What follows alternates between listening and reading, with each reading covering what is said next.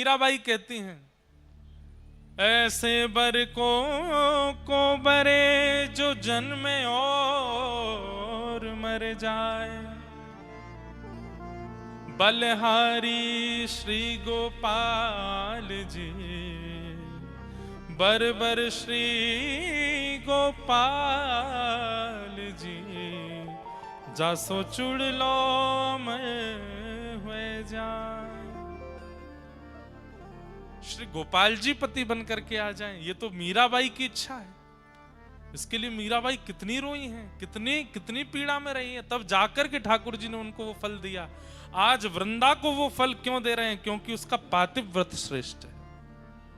और भगवान ही जलंधर के रूप में आकर के वृंदा के सामने खड़े हो गए और जैसे ही अपने पति के अलावा अन्य की चरणों में प्रणाम करके उनका तिलक किया, उनकी आरती उतार करके, न्योछावर करके, जल उबार करके, प्रसाद पवा करके उच्छिष्ट पाया, वहां जलंधर जिसके लिए वो पातिव्रत करती थी उसका बल क्षीण होने लगा। क्यों?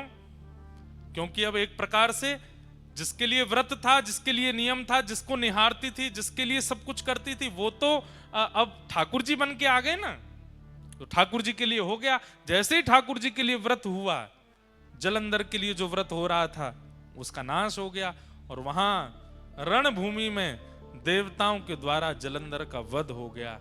जलंधर का सर धड़ से अलग हुआ और सर से धड़ से सर अलग होकर के सीधा आके पड़ा वृंदा की गोद में। जैसे ही अपने हाथ में गोद अपने पति का मुख देखा, देख करके विचलित हो गई। सामने देखा तो सामने जलंधर बैठा है और गोद में देखा तो मुखमंडल है। तुरंत रोने लगी, आप कौन हैं? मुझे अपना रूप दिखाइए। तुरंत शंख चक्र पद्म धारी ठाकुर जी प्रकट हो गए। वृंदा, तेरे पातिव्रत से प्रसन्न होकर के मैंने तुझे फल दिया, तेरे पति रूप में मैं ही आया हूं। वृंदा बोली, मेरा सौभाग्य कि आप मेरे पति रूप में आए, लेकिन आप छल करके क्यों आए? आप अपने वास्तविक रूप में आकर के मुझे स्वीकार कर लेते। मेरे पति का रूप धारण करके आपने मेरे पातिव्रत को नष्ट क्यों किया? ठाकुर जी बोले, अगर हम वास्तविक रूप में आते तो तुम इतनी बड़ी पतिव्रता हो कि हमको स्वीकार ही नहीं करती, इसलिए हमको तुम्हारे पति का रूप धारण करके आना पड़ा। और सही बात, मूल बात तो यह है वृंदा, तुम्हारे पातिव्रत के कारण तुम्हारे पति का बल इतना प्रकट हो चुका था कि वो पूरे पृथ्वी का, पूरे ब्रह्मांड का नाश कर देता। इसलिए तुम्हारा पातिव्रत टूटना बहुत आवश्यक था। वृंदा बोली, आपने मेरा पातिव्रत नष्ट कर दिया। बोले जी, अब मैं आपको श्राप देती हूं। क्या? या आप पत्थर बन जाओ, आप एक शिला का रूप धारण कर लो। भगवान बोले, तब भी हम तुम्हें तो नहीं छोड़ेंगे, तुम भी एक तुलसी का पौधा बन जाओ। तुम संग रहोगी तो पाएंगे, तुम संग रहोगी तो बैठेंगे, तुम संग रहोगी तो पिएंगे। क्योंकि तुम्हारे पातिव्रत से प्रसन्न होकर हमने तुमको अब चुन लिया है। अब तुम चाह करके भी हमसे दूर नहीं जा पाओगी। हमारे बिना तुम नहीं रहोगी और तुम्हारे बिना हम नहीं रहेंगे। भगवान एक लीला में कितनी लीलाएं प्रकट करते हैं हम नहीं जानते। एक वैश्या ने भगवान के लिए तप किया और तप करके जब भगवान प्रकट हुए तो भगवान से वरदान मांगा, जैसे श्री यशोदा जी को आप सुख देते हैं, उनकी कोख से आप जन्म लेते हैं, जैसे कौशल्या जी के गर्भ से आप जन्म लेते हैं, ऐसी मेरे गर्भ से भी आपका जन्म हो, ऐसी कृपा कर दो। भगवान बोले, कौशल्या जी के गर्भ से, यशोदा जी के और देवकी मैया के गर्भ से तो हम एक ही बार जन्मे, पर हम तुम पर कृपा करते हैं कि हम तुम्हारे गर्भ से जन्म लेते ही रहेंगे। एक जन्म नहीं, अनेक जन्म होंगे। कैसे? बोले, तुम गंडकी नाम की नदी बनोगी और वृंदा के श्राप से हम शालिग्राम बनेंगे। और जब तक पृथ्वी पर सूर्य चंद्र हैं, जब तक पृथ्वी का अस्तित्व है, तब तक गंडकी में से हम प्रकट होते ही रहेंगे, आते ही रहेंगे, जीव मानव पर कल्याण करते रहेंगे। तो यहां वृंदावन ने श्राप दिया कि आप पाषाण बन जाओ। सब घबरा गए। ठाकुर जी बोले बिल्कुल चिंता मत करो, ये भैया सब हमारी लीला ही है। ये पाषाण का श्राप देगी तभी उस वैश्या के वरदान को हम पूर्ण कर पाएंगे। वो नदी बन करके गंडकी आ गई, अब हम जा रहे हैं, हम शालिग्राम बन के आएंगे, लेकिन हमारी भी शर्त है। क्या? तुम भी एक तुलसी का झाड़ बनोगे और जब तक तुम नहीं पधराई जाओगी तब तक हम प्रसाद नहीं पाएंगे, तब तक हम जल नहीं पिएंगे, तब तक हम कुछ भी नहीं करेंगे। अरे आसन पे भी जब तुम रखी जाओगी तो ही बैठेंगे, तो नहीं बैठेंगे। एक क्षण के लिए भी तुलसी शालिग्राम जी से दूर नहीं होती। ये भगवान ने वरदान दिया। एक राक्षस ने भी भगवान की तपस्या की, तपस्या करके ठाकुर जी से मांगा। भगवान जब प्रकट हो गए, वरदान मांगो, क्या चाहिए? राक्षस बोला, प्रसन्न हासा रुडलोचलोल्लसत। जब आप ठाकुर जी मुस्कुराते हैं तो आपके गाल बड़े प्यारे लगते हैं मुझको। राक्षस मांग रहा है। भगवान बोले तो वरदान तो मांगो, क्या चाहिए? बोले कि प्रभु मैंने बहुत कुछ खाया अपने जीवन में, बड़े बड़े जीव खा लिए, बड़े बड़े जंतु खाए, मानव भी खाए, देवता दैत्य भी खाए, अब आपको खाने का मन कर रहा है। भगवान बोले तू मुझे खाने के लिए तपस्या कर रहा था? बोले हाँ, मुझे पता चला कि आप मिलते नहीं हो, आप तभी प्रकट होते जब आप कोई तप करता है, तो मैंने इसीलिए तप किया 1000 वर्ष तक कि आप प्रकट हो जाए तो मैं वरदान में आपको खाने के लिए मांगू। भगवान बोले वाह भैया, कैसे खाओगे? बोले आ जाओ मेरे पास, आपको लेकर के खाना शुरू करूं। आपके गाल पहले खाऊंगा, आपके हाथ फिर खाऊंगा, फिर चरण खाऊंगा। ठाकुर जी बोले भैया देखो, इस रूप में तो संभव नहीं है। तुम अगर हमारे पास आए भी तो इतनी योगनियां, इतनी शक्तियां चारों तरफ हमारे रहती हैं कि तुम जल करके नष्ट हो जाओगे। तुम्हारी इच्छा पूरी करेंगे। बोले क्या? कालांतर में तुम एक कीड़ा बन करके गंडकी नदी में जाओगे और जब हम वहां शालिग्राम बन करके आया करेंगे तुम हमें ही खाया करोगे। उसी से ही हमारे अंदर रूप प्रकट होने लग जाएंगे, तुम्हारी इच्छा पूरी हो जाए। खूब खाना, झिक करके खाना। तो गंडकी में, शालिग्राम जी में कभी कभी आकृतियां प्रकट हो जाती हैं। वो आकृतियां उस राक्षस को ही शाप दिया भगवान ने खाने का। वो खाता है ठाकुर जी को। हमारे ब्रज में तो एक पद गाते हैं, पद गाते हैं मतलब उस भाव से गाते हैं। होली में खा जाऊं तेरो गाल बड़ो मीठो, खा जाऊं तेरो, हारे खा जाऊं तेरो, हम्बे खा जाऊं तेरो। जब ठाकुर जी गाल में लाल लाल गुलाल लगा करके आते हैं तब गोपियां गाती हैं, लाला इतनो चोखो लग रहा है, ऐसा मन कर रहा तेरो गाल खा जाएं। ये प्रेम के भाव में, जैसे छोटे बालक होते हैं गदमदरा से, उनको देख के मन होता है, मन ऐसा करे या खा जाए, या कि हाथन ने खा जाए, पामन ने खा जाए, इतना बढ़िया। ऐसे ठाकुर जी के लिए तो एक राक्षस ने मांगा कि मैं आपको खाऊं, तो ठाकुर जी उसके लिए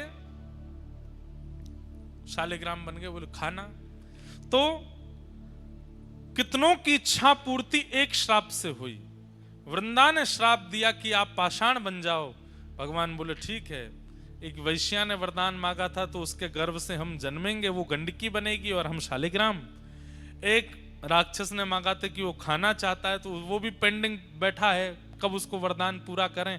शालिग्राम रूप को ही खाया करेगा वो। लेकिन वृंदा देवी तुम हमसे दूर नहीं रह पाओगे। अच्छा, ये तो केवल एक कथा थी, पर वास्तविकता भूमंडल पर वृंदा को प्रकट करने के लिए कोई चाहिए।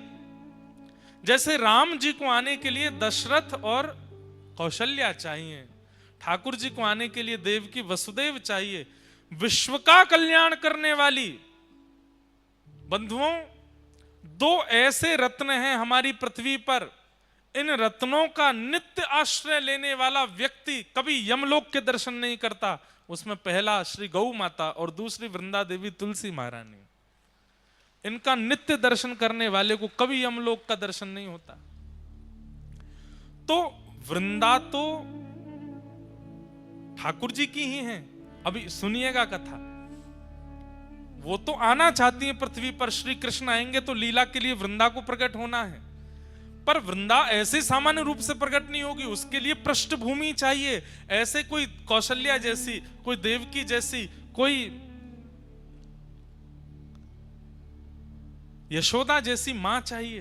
तो भगवान ने जलंधर की पत्नी वृंदा को माध्यम बनाया। क्यों? श्राप देने के बाद में वृंदा ने प्रण लिया कि मैं अब अपने पंच भौतिक देह को नष्ट कर दूंगी। और जैसे ही वृंदा ने अपने शरीर को जलाकर के भस्म बनाया, भस्म जैसे ही बनी, ठाकुर जी ने गोलोक धाम की ओर देखा और श्री गोलोक धाम से श्री वृंदा देवी की मंजरियों को लाया गया और भगवान ने कहा अब पृथ्वी पर सबसे शुद्ध तुलसी के प्राकट्य होने की अगर कोई पृष्ठभूमि है, कोई मिट्टी है, कोई रज है, तो वो वृंदा, पातिव्रती वृंदा की ये शरीर की जो भस्म है ये है। इसमें इन मंजरियों को बो दो। जैसे ही तुलसी की मंजरियां उस भस्म में बोई गईं, उसी भस्म से, उसी रज से जो पतिव्रता नारी वृंदा थी, उसके शरीर की रज से जो प्रकट हुई वही है श्री तुलसी महारानी। बोलो तुलसी महारानी की जय। भगवान बोले अब मंगल होगा विश्व का, विश्व का मंगल करने वाली अब तुलसी जी गोलोक धाम से भूमि पर प्रकट हो चुकी हैं। सामान्यतया तुलसी जी को नहीं लाया गया। तुलसी जी के लिए कितना बड़ा योजना बनाई गई। बोले अखंड पतिव्रता नारी होगी, उसके कोख से तुलसी जी प्रकट होंगी। पर तुलसी जी क्योंकि एक वृक्ष के रूप में प्रकट होने वाली हैं, तो इनके लिए कोख क्या है? रज। कोख क्या है? मिट्टी। और वो कैसे बने? बोले पतिव्रता नारी जब अपने शरीर का त्याग करके रज बन जाएगी तो उससे प्रकट होंगी तुलसी। तो वृंदा जी की रज से तुलसी महारानी प्रकट हुई और तभी देवी देवता प्रकट हो गए। क्यों? नारायण भगवान तो धीरे धीरे पाषाण बन गए, शालिग्राम बन गए और यहाँ वृंदा महारानी तुलसी जी के रूप में प्रकट हो गई। तुरंत देवी देवता आए, आकर के गठबंधन किया और तुलसी शालिग्राम जी का विवाह कर दिया। दोनों को एक कर दिया आज ही के दिन। इसलिए आज तुलसी शालिग्राम विवाह महोत्सव भी है, तुलसी शालिग्राम जन्म महोत्सव भी है। आज शालिग्राम जी की जन्म तिथि भी है, तुलसी जी की जन्म तिथि भी आज ही के दिन प्रकट हुई है। आज ही के दिन इनका प्रादुर्भाव हुआ है। ऐसी वृंदा महारानी, तुलसी महारानी को हम बारंबार प्रणाम करते हैं। शालिग्राम प्रभु को हम बारंबार वंदन करते हैं। बंधुओं, हमारे कई शास्त्रों के अनुसार माताएं शालिग्राम जी की पूजा नहीं करती, पर माताओं को विशेष रूप से तुलसी जी की पूजा करने का अधिकार है। भाई लोग शालिग्राम जी की पूजा करें और माताएं तुलसी जी की आराधना करें। शालिग्राम जी से भी अधिक फल मिलता है तुलसी जी की पूजा करने से। कहते हैं जिस घर में तुलसी जी विराजमान होती हैं उस घर में कभी यमराज नहीं जाते। जिस घर में तुलसी जी की आराधना होती है विधिवत रूप से, उस घर में पितरों को तर्पण आदि किया जाता है, पितरों का पिंडदान आदि किया जाता है। पर वास्तविकता में जिस घर में तुलसी हरी भरी खूब मात्रा में विराजमान होती हैं, उस घर के पितृ मुक्त हो ही जाते हैं। जिस घर में चंदन घिसने के बाद में तुलसी जी को थोड़ा सा, तुलसी जी की जो काष्ठ होता है या तुलसी जी का पत्र घिस करके चंदन में अगर मिला दिया जाए थोड़ा सा, और उसको ठाकुर जी को निवेदित किया जाए, फिर ठाकुर जी को निवेदित करने के बाद अपने अंग पर लगाया जाए, तो जन्म से लेकर के तुलसी अंकित चंदन लगाने तक, उस दिन तक जितने पाप बने सब नष्ट हो जाते हैं तुलसी जी का चंदन लगाने से। तुलसी जी के जो काष्ठ हैं, तुलसी जी की जो लकड़ी होती है, हमने परम पूजनीय प्रातः स्मरणीय श्री मलुकपीठ वाले महाराज जी को देखा। इतनी बड़ी तुलसी जी की काष्ठ एक रहती है उनके पास, उसमें नित्य अग्नि प्रज्वलित करते हैं और उस तुलसी जी के काष्ठ की अग्नि से 1000 दिए जलाते हैं महाराज जी नित्य संध्या में शाम को। तो हमने महाराज जी से पूछा, मैंने महाराज जी इसका क्या फल है? तो महाराज जी बोले तुलसी जी के काष्ठ से एक दिया प्रज्वलित करने से 1000 दिए प्रज्वलित करने का फल मिलता है। दिए प्रकट करते ही ठाकुर जी को जब अर्पित किए जाए ठाकुर जी बड़े प्रसन्न हो जाते हैं। पर तुलसी जी के काष्ठ से जब दिया जलाया जाता है तो एक दिया जलाने के 1000 दिया जलाने का फल, मतलब ठाकुर जी अत्यंत प्रसन्न हो जाते हैं।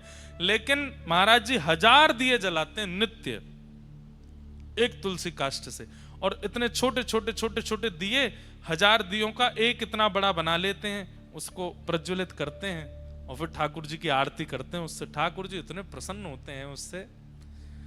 तो हरी भरी तुलसियों तब मत कुछ करना जब काष्ठ कहीं तुलसी जी के आसपास कहीं प्रकट हो जाए, टूट के अपने आप नीचे आ जाए, उसको संभाल के रख लीजिए। नित्य उस काष्ठ में थोड़ी अग्नि प्रज्वलित करो, उससे दिया जलाओ। दिया जलाने के बाद उस अग्नि को बुझा के उसकी रज अपने माथे से लगा के काष्ठ को रख दो। इतने प्रसन्न होते हैं ठाकुर जी उससे प्रकट दिए से आरती करने से। अभी तो कार्तिक का महीना, हमारे यहाँ तो तुलसी जी से ही आरती करते हैं वृंदावन में। ठाकुर जी बहुत प्रसन्न होते हैं। तुलसी जी जिस गमले में लगी हो उसकी रज, तुलसी जी की रज लेकर के कभी कभी आप तिलक धारण कर सकते हैं, और वह तिलक धारण करने से शरीर में अगर कोई बहुत गंभीर बीमारी, और सबसे बड़ी बीमारी तो भैया आजकल बुद्धि में आ जाती है, विचारों की बीमारी, नकारात्मक बीमारी, शक पैदा होने वाली बीमारी, और सही बात है गलत मार्ग पर चलने वाले विचार चित्त में आने लगते हैं। तुलसी जी की रज अपने माथे से लगाने से और माथे पर रज लगा के ठाकुर जी की आराधना करने से विचार शुद्ध होते हैं। बड़ी महिमा है तुलसी जी की। ऐसी तुलसी महारानी को हम बारंबार प्रणाम करते हैं। इस भाव से आज के दिन श्रीमन नारायण शालिग्राम रूप में प्रकट हुए और तुलसी जी के साथ में उनका विवाह। कभी आप लोग हनुमान चालीसा का पाठ करते हैं, अपनी गुरु परंपरा का पाठ करते हैं। अरे छोटे छोटे बच्चे अध्ययन भी करते हैं, अपनी पढ़ाई स्कूल की कर रहे हैं, तो तुलसी जी का गमला तो बहुत सामान्य, उठा करके अपने कक्ष में विराजमान कर लो पढ़ते समय, और अपने पास में तुलसी जी रख करके आप पढ़ना प्रारंभ कीजिए। जो पढ़ेंगे भूलेंगे नहीं।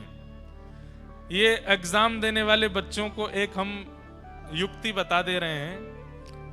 तुलसी जी का गमला उसकी पहले, और ऐसे नहीं कि वैसे तो तुलसी जी को पूछते नहीं है, एग्जाम वाले दिन ही ले गए उठा करके, बैठो तुलसी जी पास कराओ, नहीं। तुलसी जी की नित्य आराधना आज से ही शुरू कर दीजिए। आज्ञा लेकर के तुलसी जी के पत्र तोड़ने चाहिए। द्वादशी के दिन तुलसी जी के पत्र नहीं तोड़ने चाहिए। तुलसी जी के जितने भी पत्र और आदि आदि जो नीचे गिर जाते हैं उन सबको भी प्रणाम करके सबको इकट्ठा करना चाहिए। अगर वो बहुत सूख जाएं तो उनका चूरा बना करके, जिस दिन निषेध है तुलसी जी तोड़ना उस दिन वही प्रयोग करके ठाकुर जी का भोग लगाया जा सकता है। और तुलसी जी की एक और महिमा, अगर तुलसी जी तोड़ नहीं सकते हैं, तुलसी जी का चयन नहीं कर सकते हैं, तो ठाकुर जी पर चढ़ी भई तुलसी उठाओ, उस पर नेक जल डालो, वही दोबारा भोग में अर्पित कर दो, वो पवित्र ही मानी जाती है। तुलसी जी की बनी कंठी माला कंठ में धारण करने वाले व्यक्ति के पीछे पीछे ठाकुर जी खिंचे चले जाते हैं। जहां जहां वो व्यक्ति जाता है ठाकुर जी कहते हैं मैं संग ही रहता हूं। जो गले में कंठी माला पहनता है तुलसी जी के, जो तुलसी जी के मन के पर नाम जप करता है, भगवान कहते हैं कि उसके नाम जप से, मंत्र जप से मैं बहुत प्रसन्न रहता हूं। उसके नाम में, मंत्र में फिर आलस्य, दंभ आदि आदि जो विकार हैं ये आने बंद हो जाते हैं अगर वो तुलसी जी पर नाम उच्चारण करता है तो। और सीधी बात, आप अन्य किसी भी भाव में अगर नाम जप करते हैं तो ठाकुर जी को पता तो चल जाता है नाम जप कर रहा है, पर तुलसी जी पर जब नाम जप करते हैं तो ठाकुर जी थोड़ी पे हाथ धर के सुनते हैं आपके नाम जप को, आपके मंत्र को, आपके भाव को। ठाकुर जी को इतना प्रसन्न है। ऐसी तुलसी जी की महिमा है, उन्हें हम बारंबार वंदन करते हैं। बारंबार प्रणाम करते हैं। बोलो तुलसी महारानी की। मेरे अंगना में तुलसी को बिरवा, मेरे अंगना में तुलसी को बिरवा। अरे भैया, या पद में किशोरी जी बताए के गई हैं। बरसानो बता दियो, अपनो नाम बता दियो, अपनी गली बता दी, मोहल्ला बता दियो, लेकिन अंत में ठाकुर जी को क्या बता के गई किशोरी जी? मेरे अंगना में तुलसी को बिरवा, मेरे अंगना में तुलसी को बिरवा, मेरे अंगना में तुलसी को बिरवा, मेरे अंगना में तुलसी को बिरवा। ओ मेरे अंगना में तुलसी को बिरवा, मेरे अंगना में तुलसी को बिरवा। हाँ मेरे अंगना में तुलसी को बिरवा, मेरे अंगना में तुलसी को बिरवा। तुलसी निशानी बताए गई रे, तुलसी निशानी बताए गई रे। हाँ तुलसी निशानी बताए गई रे, तुलसी निशानी बताए गई रे। कौन? बरसाने की छोरी राधा गोरी गोरी, बरसाने की छोरी राधा गोरी गोरी। बरसाने की छोरी राधा गोरी गोरी, बरसाने की छोरी राधा गोरी गोरी। ओ करके इशारों बुलाए गई रे, करके इशारों बुलाए गई रे। हाँ करके इशारों बुलाए गई रे, करके इशारों बुलाए गई रे। कौन? बरसाने की छोरी राधा गोरी गोरी, बरसाने की छोरी राधा गोरी भैया गोरी। देखो, जो सब लोग करताल बजा रहे हैं, नृत्य कर रहे हैं, वो तो बढ़िया ही है, पर जो चुपचाप बैठे हैं, आज ठाकुर जी को ब्याह है, आज ब्याह भयो है, भुजा उठा करके करताल बजाओ सब लोग। बोलो वृषभानु के जमाई की।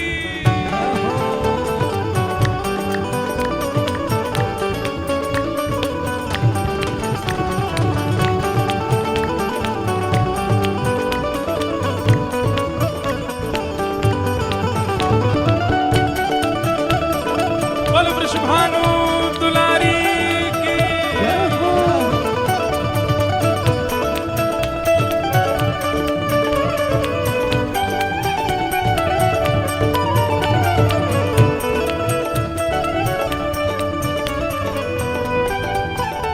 और ओ जो कान्हा मेरो काम न जाने, जो कान्हा मेरो राम न जाने।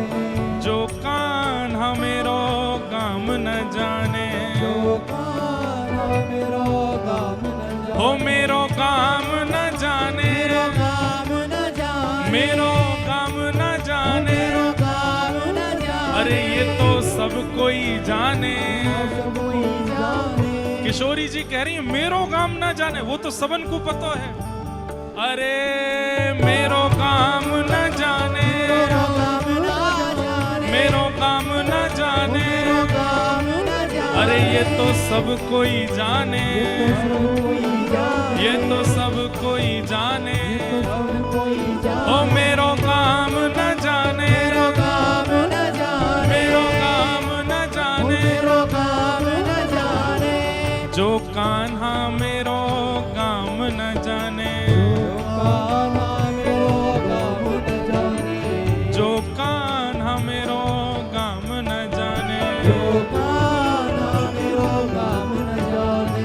ऊंचो बरसानो बताए गई रे, ऊंचो बरसानो बताई गई रे। हाँ ऊंचो बरसानो बताए गई रे। ऊंचो बरसानो बताई गई रे। कौन? बरसाने की छोरी राधा गोरी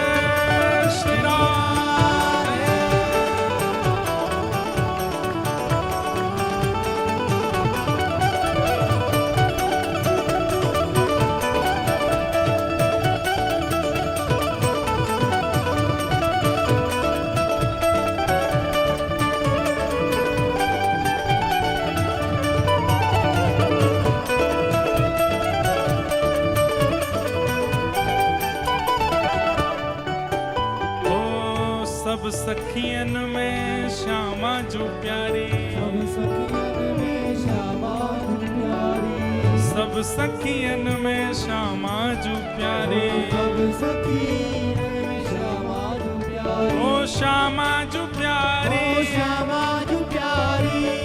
भुजा उठा के पूरे बेग से कहो, ओ मेरी श्यामा जू प्यारी, मेरी श्यामा जू प्यारी, मेरी श्यामा जू प्यारी, मेरी श्यामा जू प्यारी। वृषभानु दुलारी, शबान दुलारी, बरसाने वाली, बरसाने वाली, मेरी श्यामा जू प्यारी, मेरी श्यामा जू प्यारी, मेरी श्यामा जू प्यारी, मेरी श्यामा जू प्यारी। सब सखियन में श्यामा जू प्यारी, सखियन में श्यामा प्यारी, ओ सब सखियन में श्यामा जू प्यारी, सब सखियन में श्यामा जू प्यारी, हाँ सब सखियन में श्यामा जू प्यारी।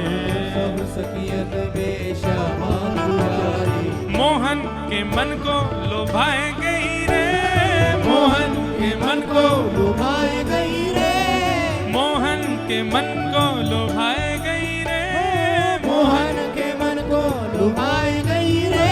कौन?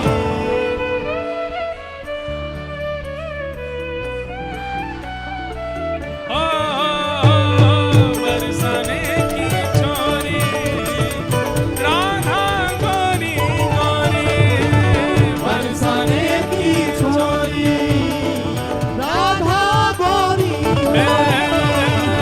बरसाने की छोरी, राधा गोरी गोरी, बरसाने की छोरी, राधा गोरी ओ गोरी। करके इशारों बुलाए गई रे, करके इशारों बुलाए गई रे, हाँ करके इशारों बुलाए गई रे, करके इशारों बुलाए गई रे। बरसाने की छोरी, राधा गोरी गोरी, बरसाने की छोरी, राधा गोरी गोरी। राधा राधा राधा राधा राधा जय श्री राधा, राधा राधा राधा राधा जय श्री राधा, हे राधा राधा राधा राधा राधा जय श्री राधा, राधा राधा राधा राधा जय श्री राधा। हे जय जय श्री राधा, जय जय श्री राधा, जय जय श्री राधा, जय जय श्री राधा, जय जय श्री राधा, जय जय श्री राधा, जय जय श्री राधा, जय जय श्री हे राधा। गौ राधा राधा राधा राधा राधा जय श्री राधा, राधा राधा राधा राधा जय श्री राधा, हे राधा राधा राधा राधा राधा जय श्री राधा, राधा राधा राधा राधा राधा जय श्री राधा। हे जय जय श्री राधा, जय जय श्री श्यामा, जय जय श्री राधा, जय जय श्री श्यामा, जय जय श्री राधा, जय जय श्री श्यामा।